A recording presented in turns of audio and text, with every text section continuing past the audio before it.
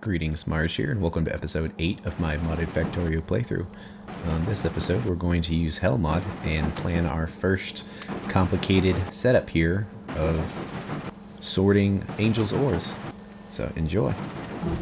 In mechanical refining. So, what does this unlock? Lots of good stuff. First, we have the electric ore crusher, which is great. It's much faster than the regular one and doesn't require any coal. It also unlocks the ore sorting facility, which is when we get some interesting angel stuff here. So first we can also crush Givelite and Crazier, should we desire. And we can crush slag as well. But what it unlocks is the ability to sort any of the individual ores. And when we sort them, we will put 4 crushed in and then get 3 ore out and a slag. But what's interesting is you get multiple types of ores rather than just all of one. So sapphirite, which we've been making, will give us 2 iron and a copper, and stereotype will do 2 copper and an iron. So between them we will get the same amount, but they both produce resources at different rates. So when we have a circuit network, you'll want to set it all up to process properly. Givelite is just another form of sapphirite, a rarer form. Crotinium is a rarer form of stereotype. But with rubite, you can make lead and then have nickel byproduct, and bobmonium can do tin, the silicon byproduct. And then, once you've produced those ores, you can smelt them directly. So, where the iron plate is 66% efficient, with 3 ore becomes 2 plates, with the direct iron ore, 4 becomes 3, so it's 75% efficient. But it's actually worse than that because it's 75% of 75%. Because we lost 75% here. So it seems that's actually a worse ratio. But that's not how you want to think about it. Because if you just follow this down the chain and you'll get iron smelting, which you'll be able to do a 1-to-1 ratio, essentially, in the end. And that's not that far down the line. So it's inefficient now, but it'll become more efficient later. So in the end, once we have everything set up and good to go, we will be at 75% efficiency rather than 66. So that's kind of the process there. But it's time to do some new processes here. We should probably just delete these and start fresh. But I'll create a new one here.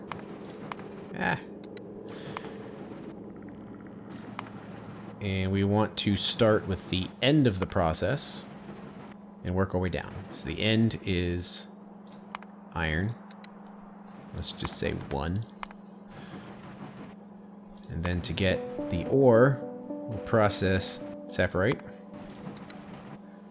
And then to get crushed sapphirite, we need to crush it in a crusher. However, now we just have the electric ones. And then we can compute by factory, and so I think these are a 1-to-1. Yeah, the ore sorting facility and the crusher are a 1-to-1 ratio. And you see how it says 4, so you think it's 1-to-1 to 4, but it's not, because our output is also going to be some copper as well, which is kind of annoying. So, one thing we can do is just produce the ore with this right here. So it's 1-to-1, it's pretty straightforward, nothing really weird going on there. And then,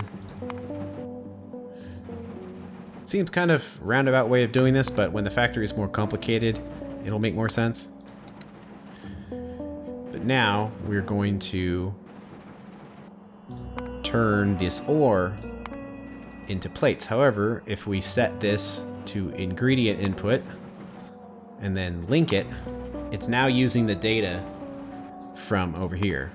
So we had 1.5 that was available.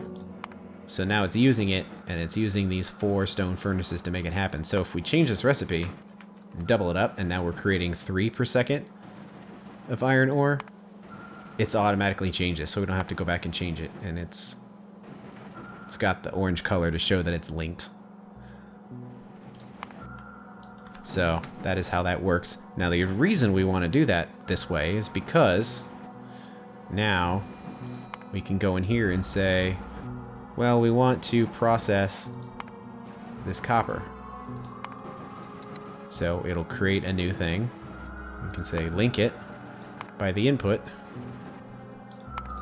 There we go. That was weird. I don't know why it does that, but okay. I was a little afraid there. It's like, oh no, I was doing so well at explaining it, and then it doesn't make any sense. This is a complicated mod. It takes some time to get used to how this system works. But okay, so you see we need 2 furnaces to process that ore, and we need 4 to process this. So we need a total of 6 furnaces to process the output of those 2, or basically 1. So it's 1 to 1, and then essentially 6 is the ratio we need there.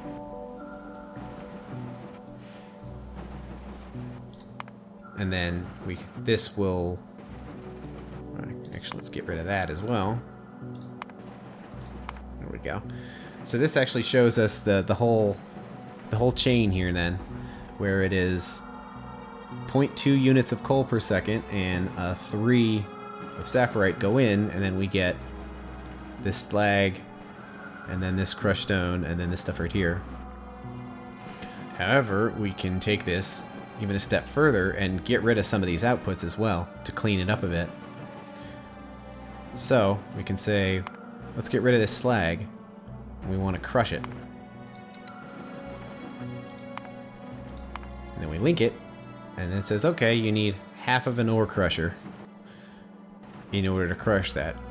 Or another way of looking at it is the ratio would be if we had 2 ore sorters, we can get by with 1 of these crushers. So what's our actual output now?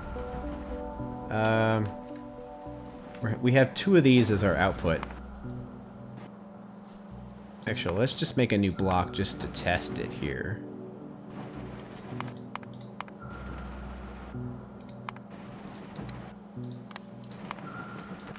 So we're producing 0.6. So this will double our output, which should be okay. But if we put the slag crusher on the side, we might be able to make it so it can be mirrored later and be more efficient. But you see how we were producing 1.5 crushed stone per second by sorting, and then we're producing an additional 1.5 per second from crushing, and now we have 3 per second that's available. And then we'll turn it into stone.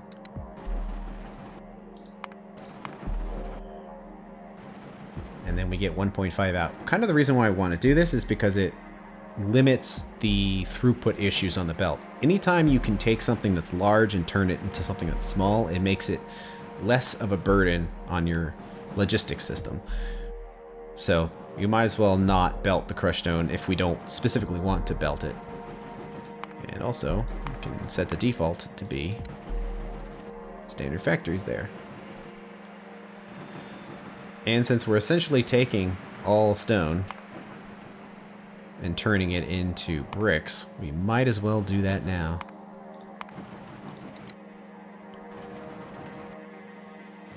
So you see how the input is 3, and then we get our 0.8 bricks out. So, interesting to note that we need 2 assembly machines to handle this. So if we doubled this up, it might not work as cleanly. So we have our 1 ore crusher, but then we'll need 3 of these. So what that tells me is the ore crusher needs its own dedicated assembly machine, and the sorting facilities need their own dedicated assembly machine. So I'm just keeping a mental note of all of this in my head, so it'll be more expandable later. So now if we go back, now we have a pretty clean thing here, where we have our ore going in, and then here's our output. But we can go a step further, because how many miners do we need for this? So we can set this up.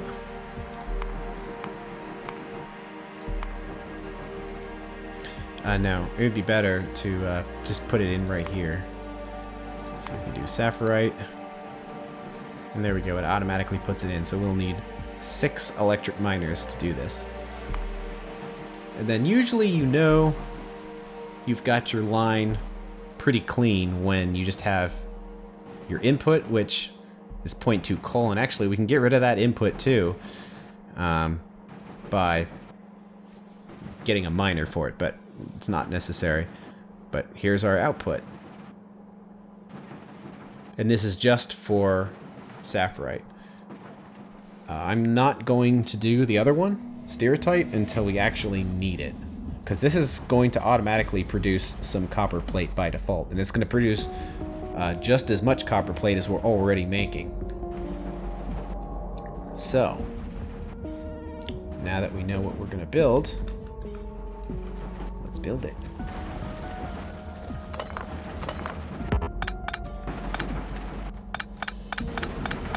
Let's get rid of all of this so the thing will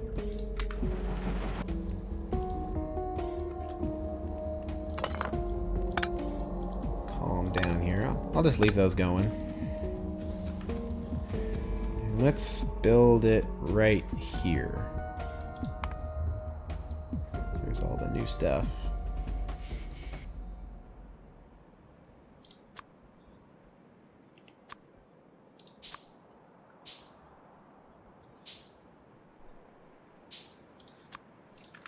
Okay, so the sorting facility is enormous.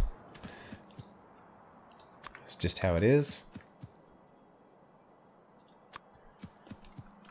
And actually, do we need, how many ore crushers do we need for this? Oh, it's just the half. Okay. So let's make a second ore crusher. Let's see.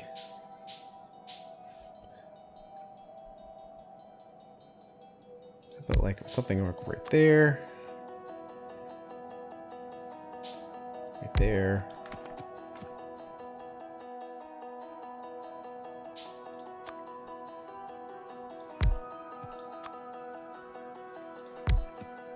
Okay.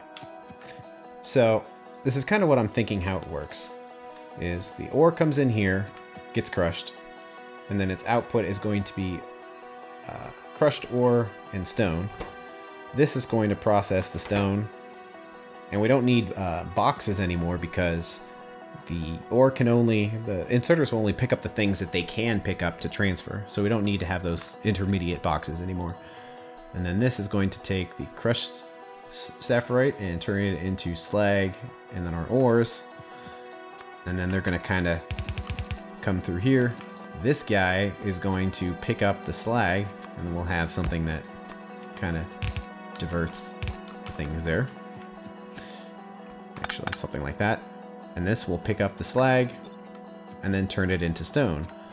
So if we wanted to double up, we can put another one of these over here and basically mirror it. And in fact,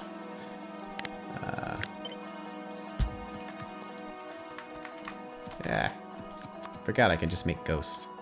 Not that I'm going to build any of it, but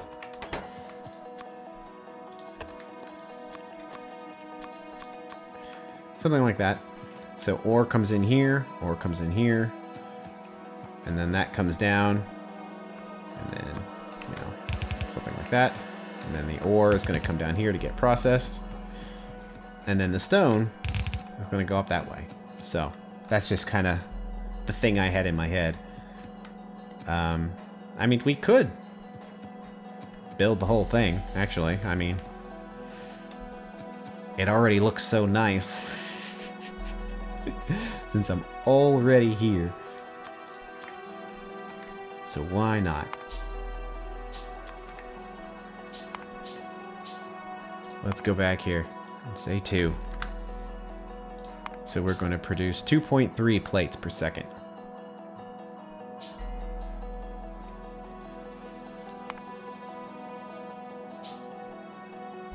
And we're going to need need 8 furnaces plus 4, so 12 furnaces. What kind of output is that going to be? 4.5. It should be okay as long as it's on its own belt. We have the long inserters. We have the technology. We can do it.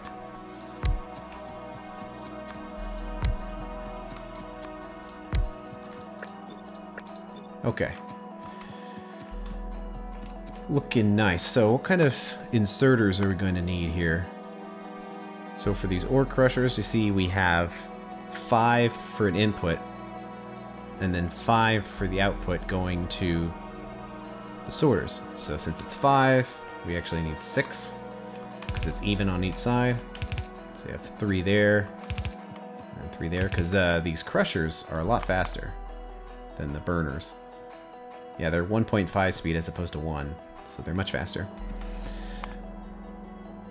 Man, this is so much better than last set of videos where I was like doing all this stuff by hand.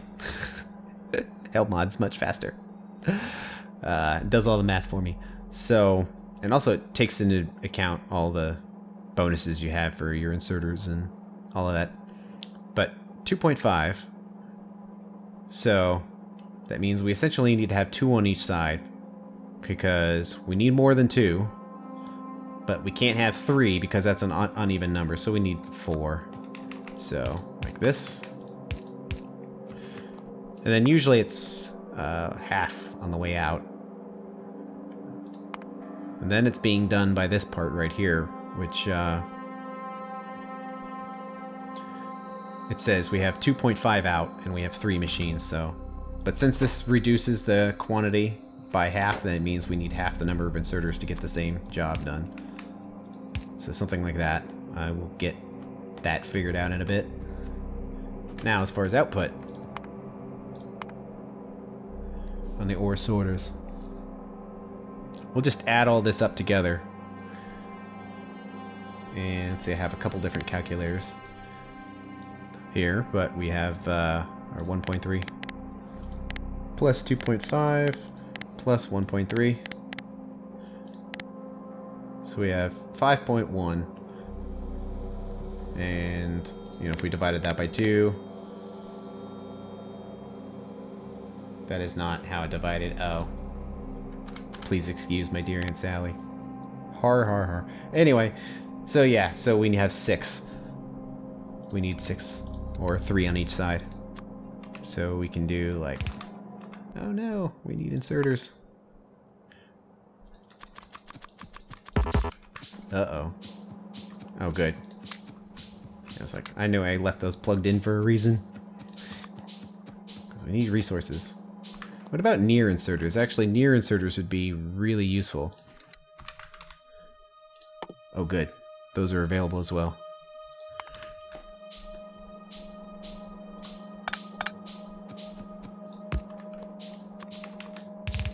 So we set this up.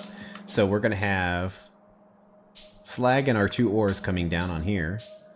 And, oh, godsend these, that they added the filters onto these splitters. So much better than before having to have just craziness until you unlocked filter inserters. But we can get the slag just to come in through there. And let's see, we're going to be having 1.3 going in and then 2.5 going out. So 1.3, but then 2.5. Is that going to be...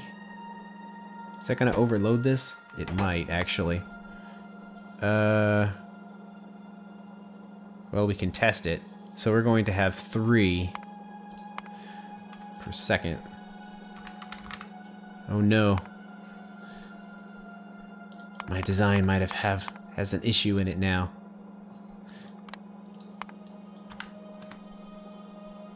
Uh-oh. So that's not going to work. We need to have 2 of these. Unless there's some kind of bypass.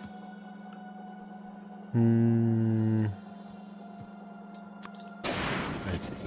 Let me think about this for a second.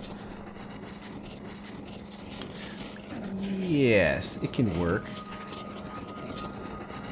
It's just, it can't be direct inserted. It has to be, like, up there. So we have our outputs. Might be a little janky, but sometimes this is necessary. Oh wait. Let's just move this further up here.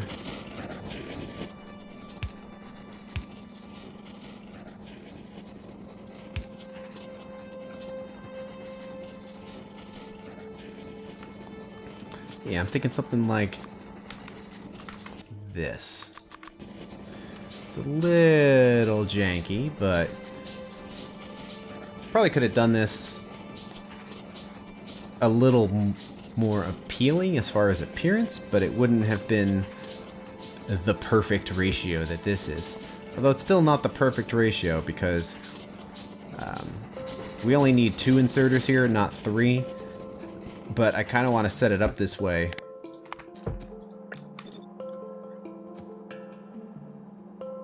Well, or could it be done with belts? It'd be kind of weird to do it like that.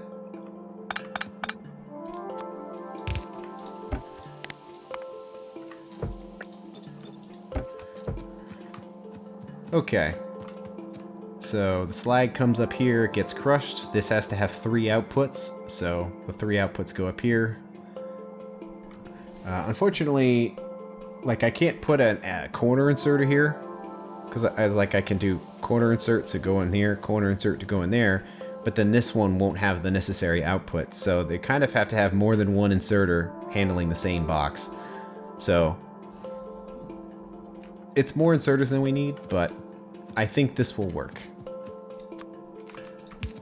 So it's kind of janky, but I don't know, it kind of looks alright. I mean, the thing about Angel Bobs is everything always looks different every single time you play. Like, every time. Always different. So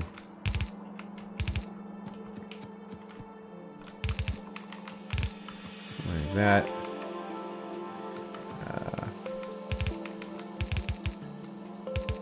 And then we're gonna send the stone somewhere else. Alright, that's the end of this episode. On the next one, we're going to finish up this setup with the easier stuff and test it out and see how it works. So I'll see you there. Thanks for watching.